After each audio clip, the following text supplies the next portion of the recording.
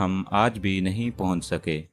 اہرام مصر صرف قبریں ہی نہیں تھیں بلکہ ایک ایسی لیبارٹریز تھیں جن میں جسموں کو صدیوں تک محفوظ رکھنے کے لیے تیار کیا جاتا تھا۔ اس میں فرعون کے جسم کو ممی بنایا جاتا تھا، ایک ایسے طریقے سے جو آج بھی ماہرین کو حیرت میں ڈال دیتا ہے۔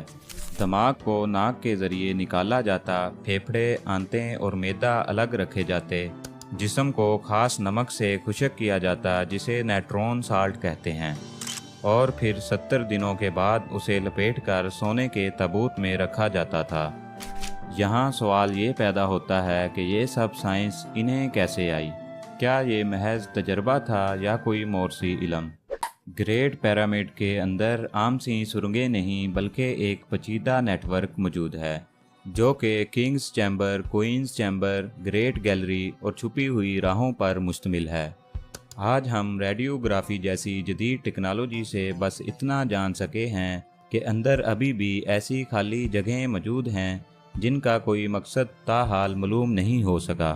یہ نہ صرف فن تعمیر ہے بلکہ علم، پلاننگ اور مقاصد کا ایسا امتزاج ہے جو آج کے ماہرین کو بھی خاموش کر دیتا ہے۔ ماہرین آثار قدیمہ، سائنسدان اور ماہرین فلکیات سب نے اپنی اپنی تحقیق کی۔ کوئی کہتا ہے یہ انسانی کمال ہے،